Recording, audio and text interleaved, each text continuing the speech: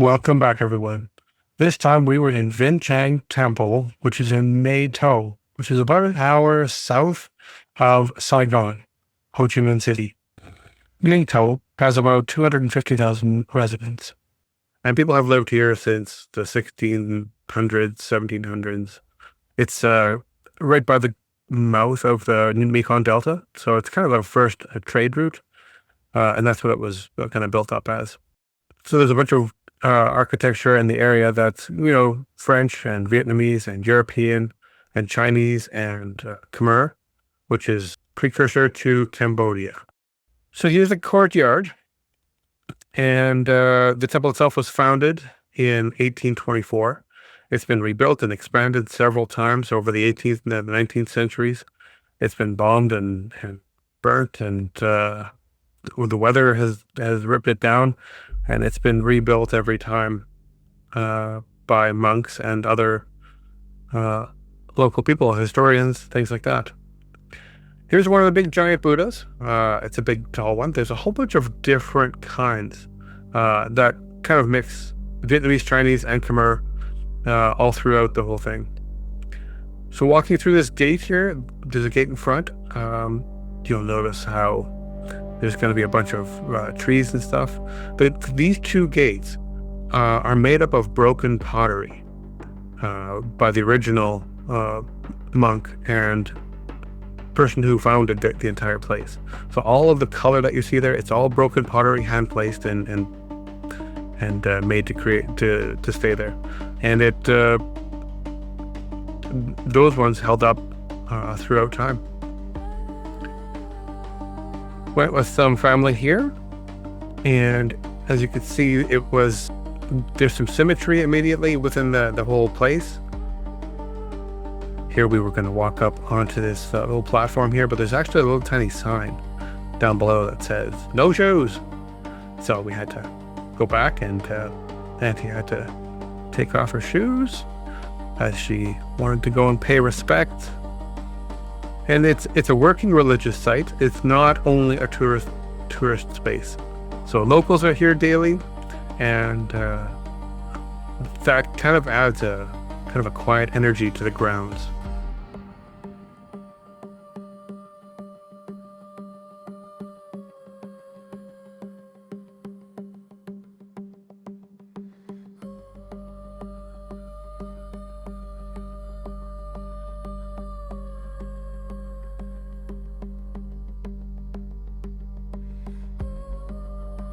And then she got to do the tourist thing. There you go. Her and her sister, which are not in here right now, but they both grew up in the town and in this area. They now live in different parts of the world. So this is an important place for them. This is home base for them, and it's important. And it was important for them to show us. Lots of other statues around. Well manicured gardens. It's got lots of bonsai trees that are maintained, some low stone walls, small shrines. The ground is worn from years of foot traffic, as you can kind of see here. You'll notice that people will leave incense on smaller statues and bowing quietly, taking photos in respect. And which is, it's allowed and it's encouraged. They're always open and welcoming, as long as you're not being disrespectful. These are areas here where there have been other past monks that are buried here. And so this is also showing paying respect to them. Some of them have given their lifelong work into maintaining and creating and building this place. There are some of the trees are decades and decades old. You can see that the layered roof lines are from different eras, and the way the light falls on statues has all been taken into account at different times of day. Here's the bonsai trees. And if you know anything about bonsai trees, usually they're quite small, so these have been here for quite a while. They've been protected. There's a lot of small decorative stone lanterns. Here's some of the complex itself. One of the front kind of gates. You have to go in through a side door, so we'll get there.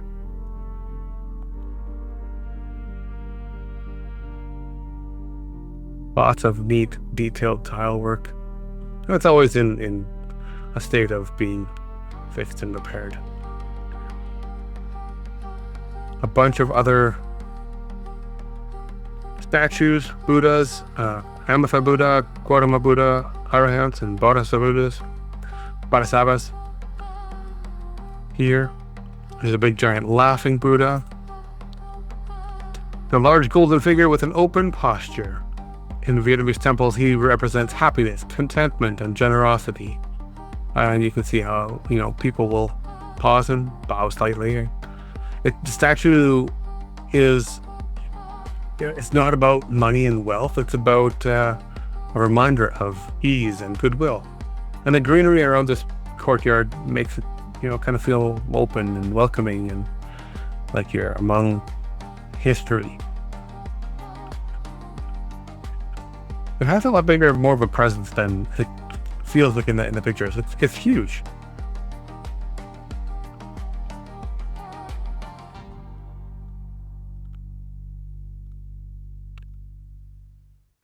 Off to the side here, you will see in the background the reclining Buddha.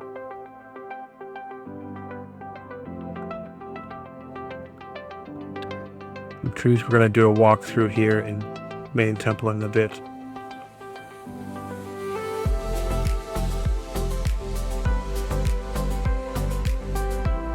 There you can see a big giant reclining Buddha. And the reclining Buddha,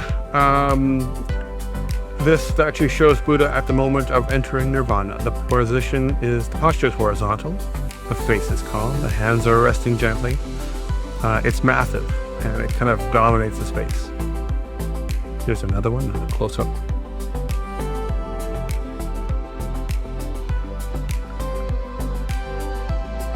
Here. Even a few visitors, kind of feel hushed when they're looking around here.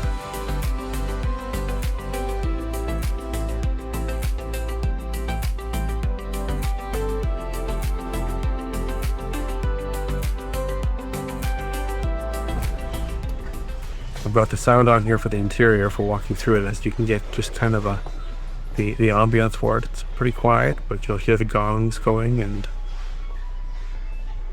just kind of introspective. So inside the main hall, the air is a lot cooler. It's scented with incense. There's altars that hold offerings, fruit, flowers, candles placed by locals throughout the day. It's an active temple, so you hear the footsteps. You'll hear some prayer, the murmur of prayer, and faint scraping of incense sticks in the holders. And it's about routine and devotion, not performance. So you're going to go into some of these places. You be aware you take off your shoes into any of the holy places. So there is one little shrine. Lots of woodworking details. Tall columns, polished wood, painted murals that show stories from the Buddha's life. And some of the murals also, they'll date back many decades and have been restored over time.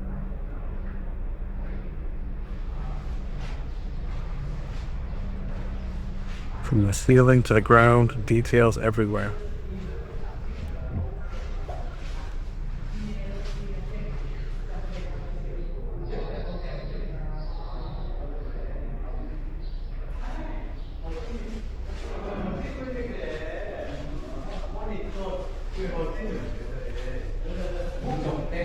Lots of manicured plants on the inside.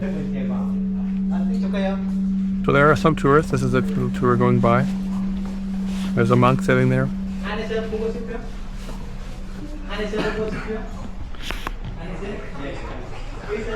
And anyone's welcome. And this on the side here is also part of the business of them. It's the office of the board of the Provincial Buddhist Association of this province. So It's a major provincial destination for tourists and pilgrims. Sometimes you'll get tour groups that stop in here. Not a lot of people see the town and the city itself.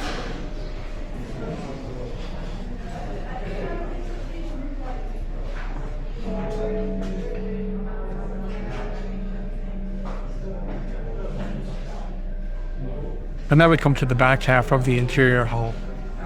So again, you can see a little more of the detail on the woodwork. You can see here that there's another prayer area, and then there's lots of tables. And the back half are just living quarters. So you can come up to here, and then there's the sign that says stop, meaning that's a private area back there. So this is where they have meals. Can probably do work and reading and other things like that. Small offices on this side. So while it doesn't really, need to impress, it's not like the most magnificent temple in the world. It's a combination of active worship, layered history, and careful design that makes it memorable. And even brief stops in here can leave an impression as to how that history and the architecture and the daily practice can coexist in a single space. And I did have a gift shop off to the side, which I went in there and got myself a number of little items, things that I can use on a daily basis. So, always need to give back a little bit when you're going to enjoy it in a tourist area. Or enjoy an area that, at least if they're not charging you an admission, I'd like to go and make some sort of a purchase there just to give thanks for the opportunity. That's all. All right, that's it for today. We're wrapping up. Thank you very much, everyone, and we'll catch you on the next one. Thanks.